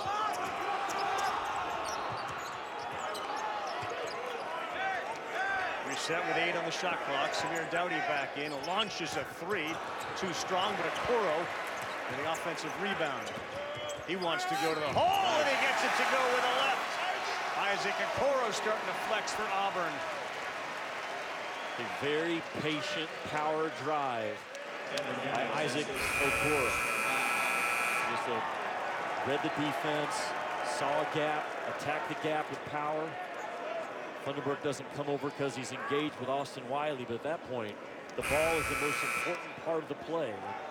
Funderburk has to come off. Doesn't happen. And with that foul, Daniels picks up his 5th. He's out of the game, so they meet on the sideline. NC State does. Bruce Pearl said coming into this game, this is going to be the best offense we've seen all year, NC State. And clearly with Markel Johnson on the floor, you can see why it is. Yeah. Kevin Keats looked around the SEC and said to us, I think Auburn's the best team in the conference right now. I would agree. You know, Florida and Kentucky stumbled out of the gates early. And Kentucky's got a lot of issues. They do not shoot the basketball. And I'm not sure you can fix that within the season. You kind of are who you are in that department. And that Kentucky freshman class, Ravi, to me, is the least talented freshman class that John Calipari has brought in at Kentucky. Can they get right and win the SEC? Absolutely. But it is not a given at all right now what direction that Kentucky team's going to go. A huge game for them against Ohio State in Las Vegas on Saturday to try to correct their season. Take a look at the SEC teams that were in the net top 50. Auburn dropped one. They were 7. They dropped to 8. But Arkansas, Tennessee, LSU, Ole Miss, and seriously conspicuous by their absence is Kentucky. This is top 50. Yeah, Florida's not there. Kentucky's not there. It's the SEC with 5 teams in the top 50. The ACC, as of today, has 4. And the Big Ten, 10 teams. Amazing. The top 50 of the net rankings right now from the Big Ten. That is a monster league. They've been great. Ohio State, Kentucky this weekend is a big game. The SEC's got to. You got Kentucky playing Ohio State and then Louisville. You got some big games left. About the next 10 days with the SEC can try to right some wrongs. Bryce knocks down another one. Critical part of this game. 10 minutes to go. 57-54. Bryce 17. I just think Kevin Keats is just, he's got his shot clock right now is the 8-minute mark to get Markel Johnson back in. We just talked about playing in 2 4-minute segments to finish this thing up. Garifoy had a size advantage over Braxton Beverly, but a tough pass. Maybe it was a force because the defense was built on the backside of play. Good find. Helms 3 aside the backboard. Reverse it. Great Nice pass, look. Garifoy. Wasn't that nice? And again, a big, this time Garifoy playing in front of the play. Not even with the play or behind the play. His first 2 points in the game, Jimmy, 5-point lead for Auburn.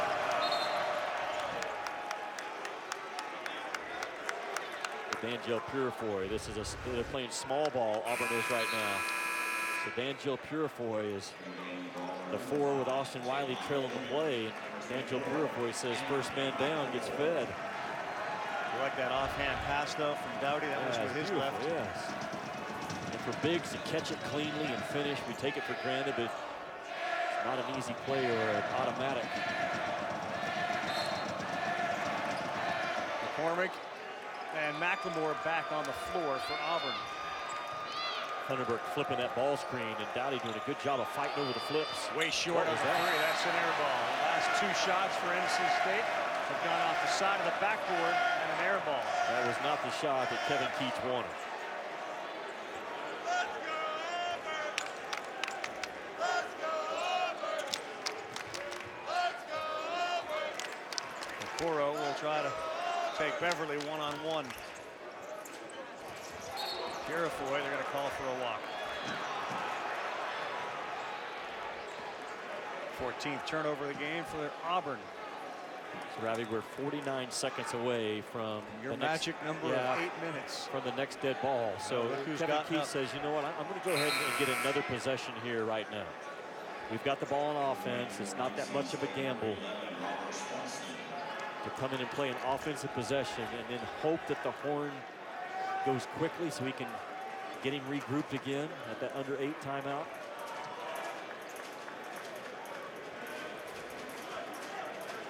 So Markel Johnson, the superstar player for NC State, back in the game, plays with 4 fouls. I run at Markel Johnson if I'm Auburn. on any dribble penetration and see if you can get that 5th foul as a charge. Put him in a crowd, see if he wants to play off of 2 feet now when he attacks the paint. Freshman Okoro is on Johnson. High flat ball screen.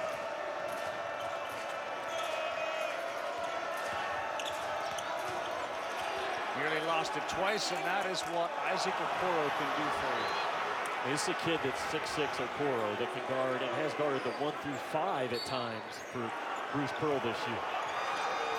Auburn fell asleep, got lucky. Bryce, tough shot, no good, but an offensive rebound by Funderburk. Cuts it to 3. Double digits for Funderburk, he's got 10. Yeah, he's been good right in front of the rim, Funderburk. He's got a nose and a knack. Let's see if Okoro gets it and tries to take. You think. Johnson, who's laid off, and in fact, Markel Johnson's really guarding nobody right now. And they're going to get Doughty with a foul. Cannot pass in a crowd like Doughty tried to do. There's too many hands, too many bodies, too many quick athletes on the floor to make crowd passes with 8:01 to go. 9 fouls on each team, so we'll shoot some free throws the rest of the way.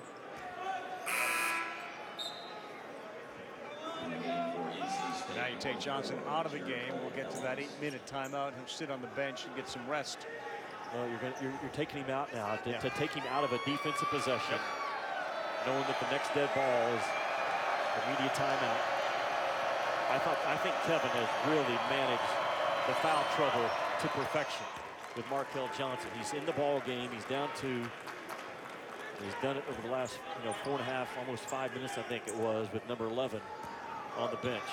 He can't manage foul trouble any better than he just did. Bryce after his 19th point. Kevin Keats thought he'd probably be a little deeper this year. He's 8 deep. Hard to play with foul trouble when you're only 8 deep. Nice cut. Bam. Purifoy. What a bounce pass there from Javon McCormick. Remember in the first half I said don't fight pressure with pressure. Another beautiful example of Auburn to not to do it. Very well done. Just back cut the pressure. Get it off of you.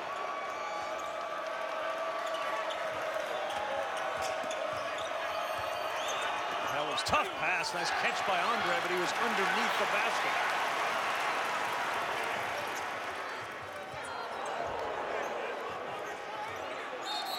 Now he throws it off the body of Helms, and we'll take our timeout here, Jimmy.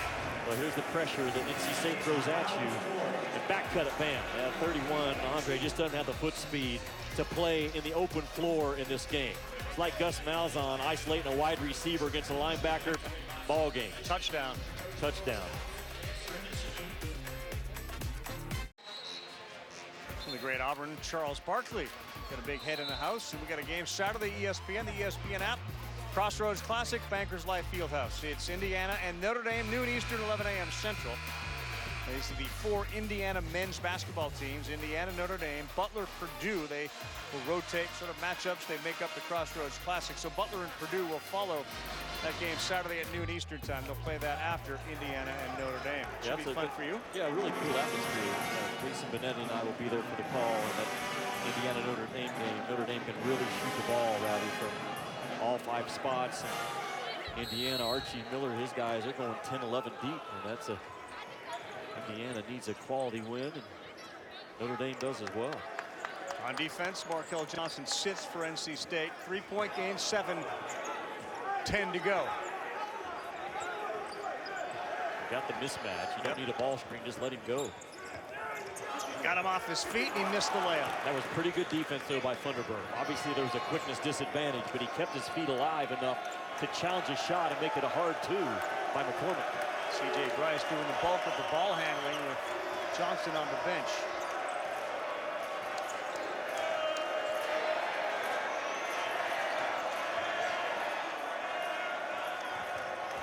Bryce, lane opens up for him, and he lays it up and in. Auburn was late on the sprint out ball screen defense. The sprint out ball screen came. The screener was 3 steps in front of the defender, allowed the corner to be turned. C.J. Bryce, 21 points tonight for NC State. He's a good big guard, isn't he, Bryce? Man. Okoro's got Beverly on him. They're trying to get the ball to 23. Instead, McLemore launches a long three way off. Angel Purifoy. They'll go to the free throw line to shoot two. He has woken up Angel Purifoy late. Yeah, the problem for Auburn, look at this. There's the sprint out ball screen. And just Auburn a step late. That time, Anthony McLemore, who's really good, talks the game really well. But just with those first three steps, Ravi, when the sprint out screen's occurring, the first three steps are so important. And Auburn lost the race. Johnson back in the game for NC State. You're a free throw guru.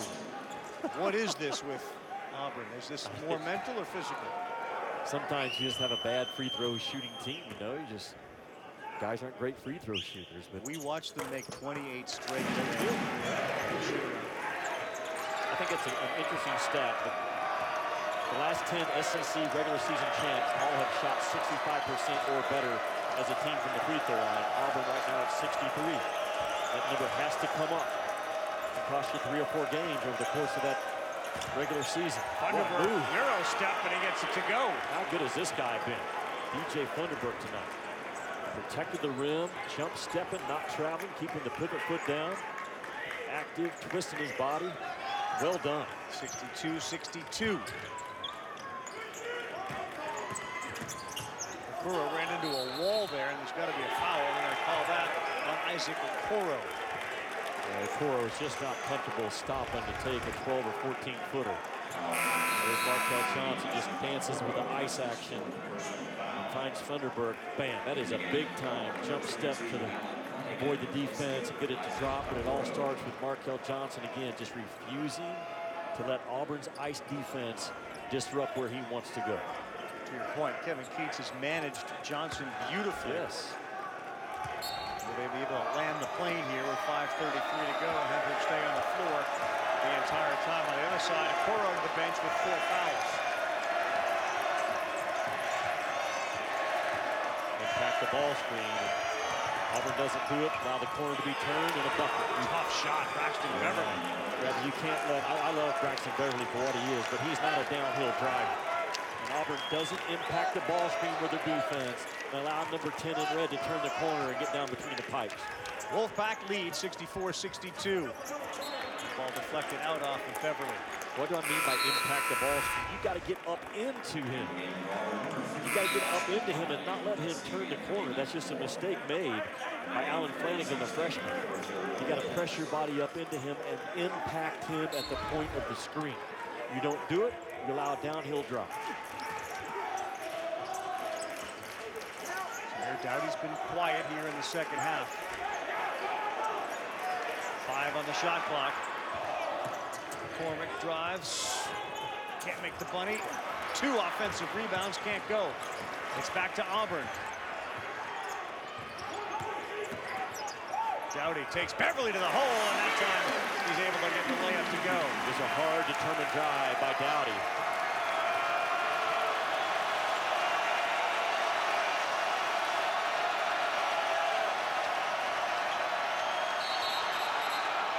Travel.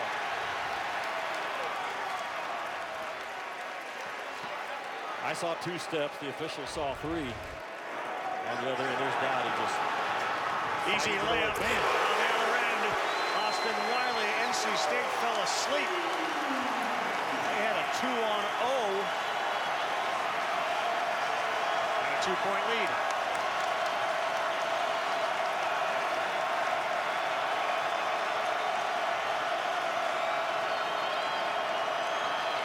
Tough shot, no good, and a rebound to Auburn. Chance to increase the lead.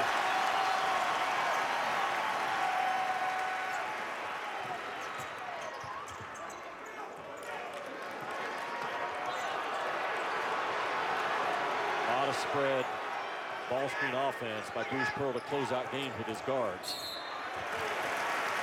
Did it last year with Bryce Brown and Harper, and he's trusting Samir Dowdy this year. There was a big basket a minute ago. Just NC State not ready to play. The ball has been inbounds, and Austin Wiley get out in front of the action. And that could be a very costly 2 points down the stretch.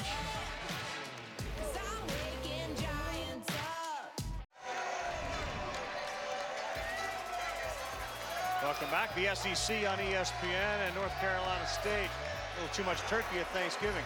Yeah, Doug Shows puts the ball in play right there. And NC State just not communicating. A lot of talking going on between them and the bench personnel, and just fell asleep. And you look up right now, how big is that basket? That cannot happen. That was not a surprise inbounds or anything. That's just lack of awareness and being ready to play in a close ball game. How costly that might be.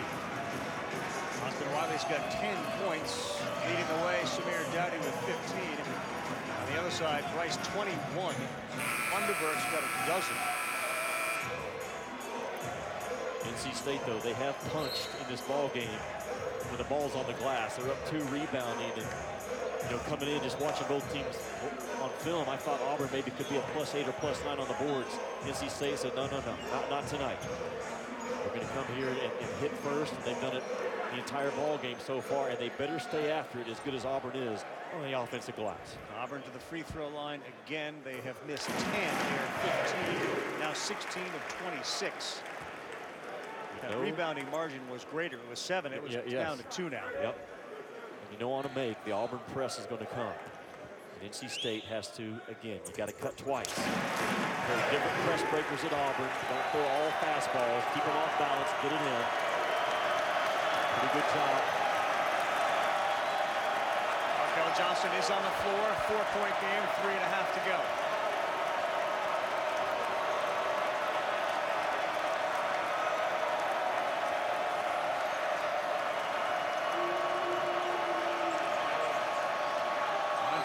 Open 3. His shot way off, though.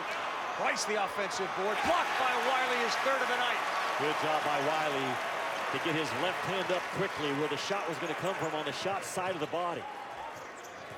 Big trip up by 4 with less than 3 to play for Auburn. Wiley doesn't block that shot, Ravi, if he comes with his right hand. He came with his left, right on the shot side. Beverly to the floor, picked up by Dowdy. Johnson now in the middle of the scrum.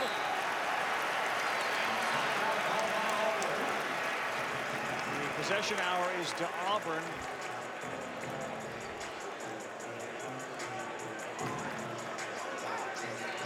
And we will take a timeout here.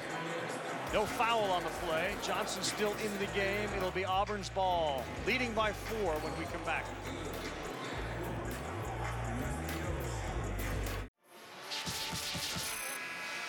Ravi, Austin Wiley's been active, more so in the second half than the first half, I think, but he's always a presence around the rim is 50 and white, and he's been blocking shots and taking away even clean looks. When he's on the floor, 27% of Auburn's possessions end with a ball in his hands. And he's a high usage guy at the end of the shot clock or into possessions to close out ball games. A big pressure release guy to throw the ball to has really impacted this game with his energy.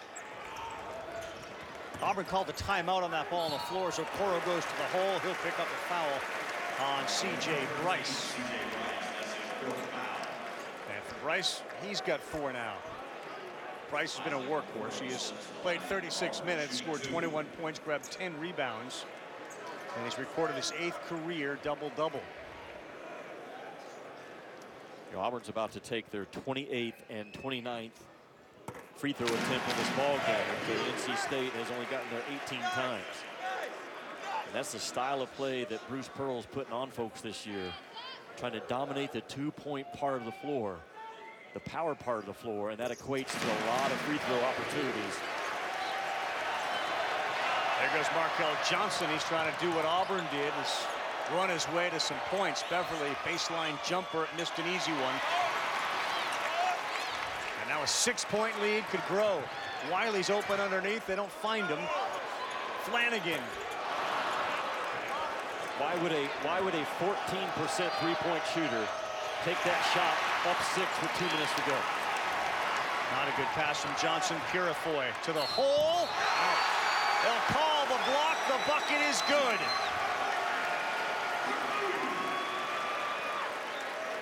And 12 seconds away from any type of review. Remember, those restricted arc plays can only start at the 2-minute mark. The speed of McCormick. Braxton Beverly does all he can. Braxton Beverly was sliding in after McCormick up off the ground. He's still sliding in, and that's the right call. You've got to protect the offensive player in that situation. McCormick came down hard. He didn't cushion that fall at all. A chance to grow the lead to 9 with 2 minutes to go. And really, since Markel Johnson got into foul trouble, the game has tilted towards Auburn, even when he's on the floor. Yeah, it has. And you know NC State's going to bring this thing with speed. And Markel Johnson on the move. Option 1, 2, and 3 right now if you're NC State. And there he is. A 10-0 run. That's a foul on McLemore. Will stop the clock and send Johnson to the free throw line. Why? I guess I'll just ask you, why does Auburn not just run to the paint and smother the paint right now? You're up 72-64 with 2:04 to go. And you know Markel Johnson lives in the paint. And they had no one in the blue part of the floor.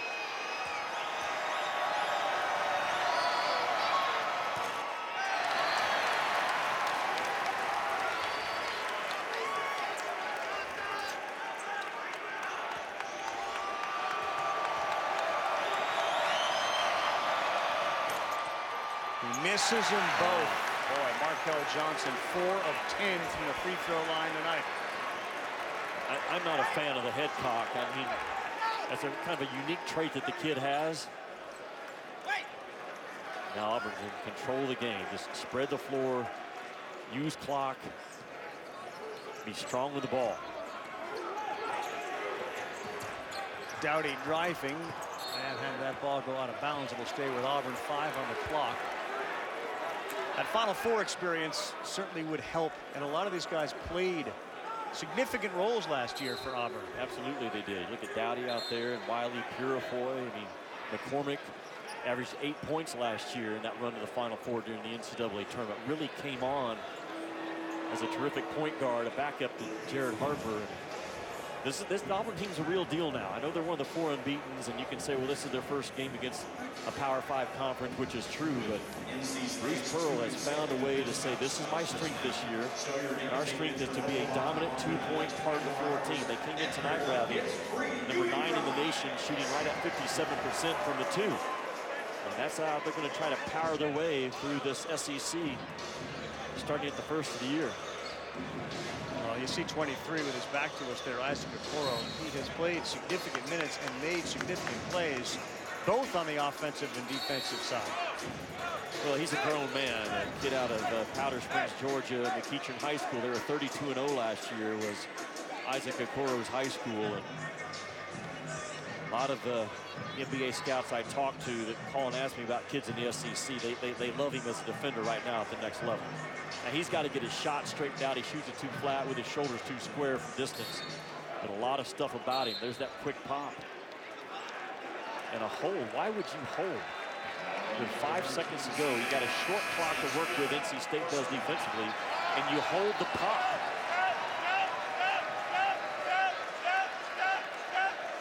Fifth foul. It sends C.J. Bryce to the bench with his 21 points. He's out of the game, and the Auburn folks starting to realize with 98 seconds to go and an 8-point lead shooting free throws, they're in really good shape. It's just a real discouraging foul, I'm sure, for Kevin Keats. 5 on the shot clock, baseline out of bounds under, and one of your guys grabs a jersey enough that the official makes the call. And Auburn walks to the free throw line for an unguarded 2 shots.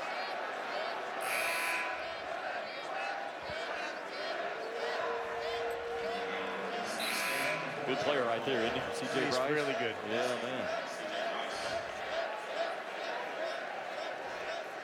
And had an outstanding game given the foul trouble.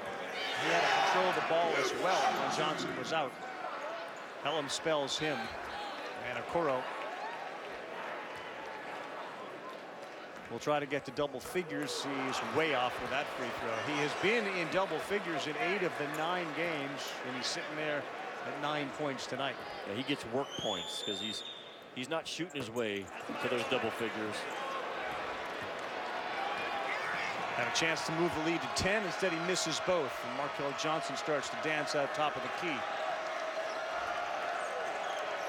Well, Purifoy at 6'7". Just a tremendous job of moving his feet, making Johnson work.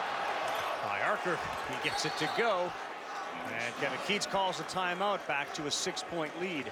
But what did D'Angelo Purifoy do, Ravi? He probably used another 12, 13, 14 seconds defensively in that possession by making Markel Johnson dribble it 13 or 14 times.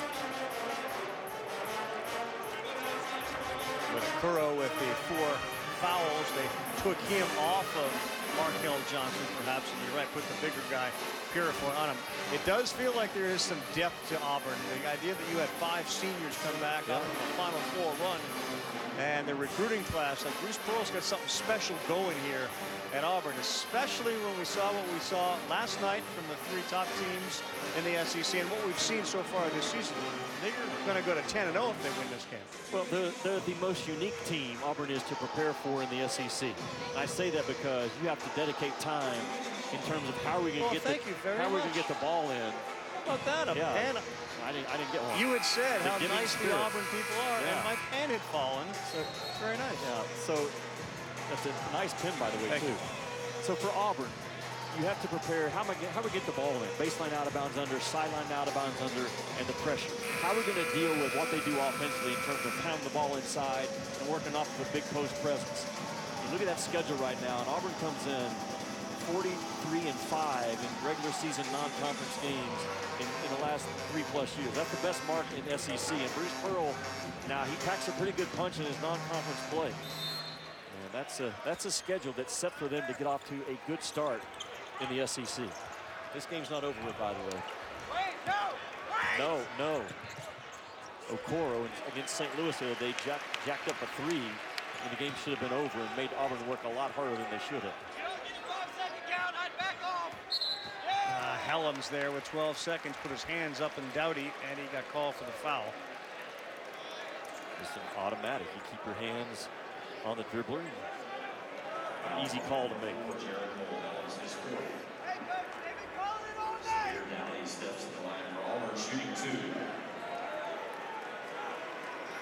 Good guard play, Ravi, on this floor tonight between the speed of McCormick and Dowdy's and C.J. Bryce.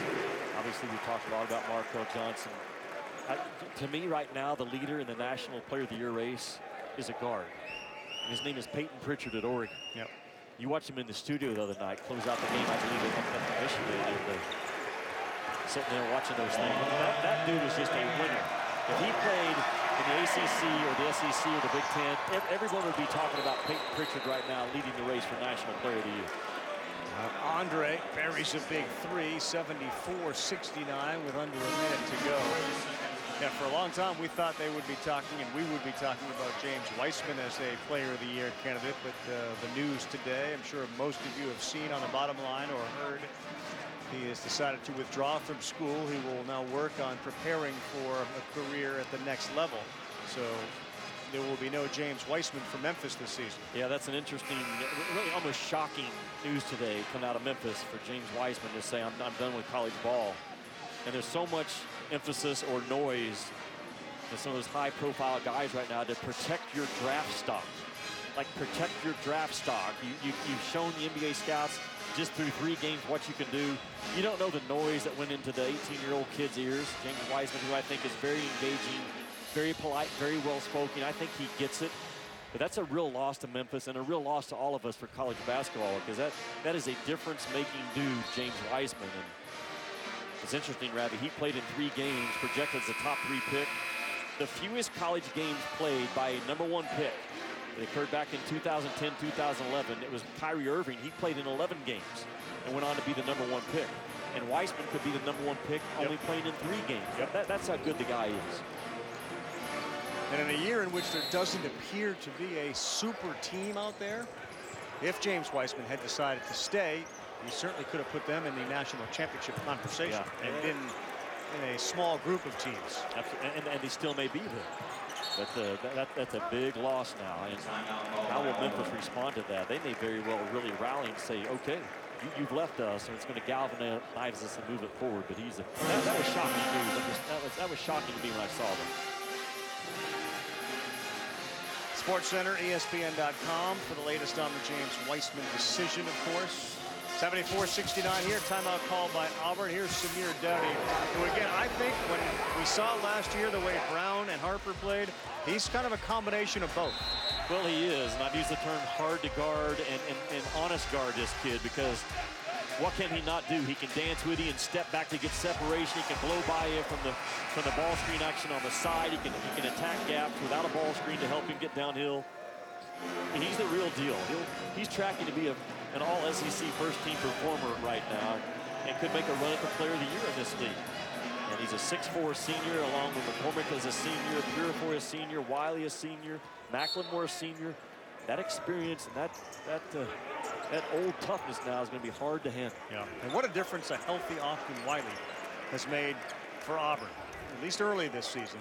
They're looking to go 10-0, up by 5. NC State's going to play the possession out. They absolutely have to get a stop right now. They cannot allow even a free throw attempt to go down. And keep last them time in this situation, a hold sent them to the free throw line. Yeah, don't foul right now. With 5 seconds on the shot clock. Defend and clean up the miss and get a speed rush to the other end if you're NC State, and cut it possibly to a one-possession game. Dowdy's going to throw a 3 up and knock it down. That's a game winner. Huge 3. Get him a wheelbarrow, huh? Wow. The step back separation and toughness by Samir Dowdy.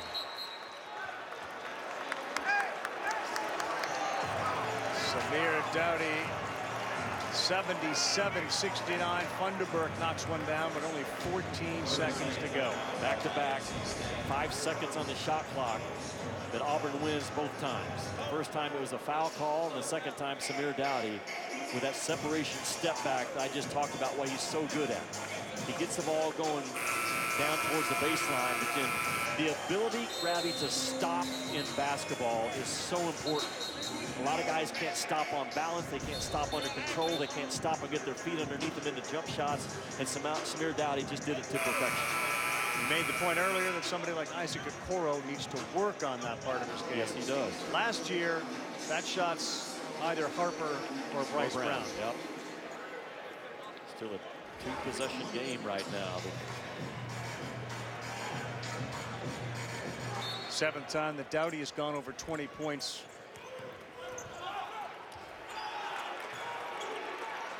They have to foul him now with just 10 seconds to go in a 6-point game. Funderburk saying, I fouled McLemore the first time. You didn't call it.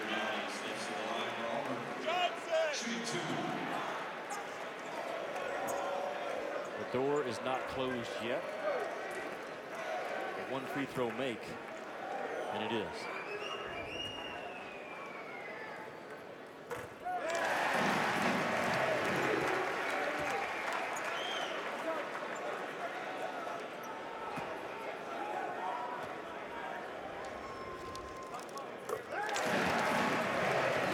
Makes them both, and the lead is 8. And Auburn is going to start this season 10-0 after making the Final Four last year. Yeah, they came in tonight 1 of 4 unbeatens, and they leave 1 of 4 unbeatens. Bruce Pearl's got himself a squad again, Ravi. Sure does. And that's without Okeke, Brown, and Harper. Been a pleasure to be back with Jimmy Dykes, of course, Scott Matthews, and our entire production crew. I'm Carl Ravitch saying so long from Auburn, where the Tigers remain unbeaten, win by 6. It's now time for College Football Live.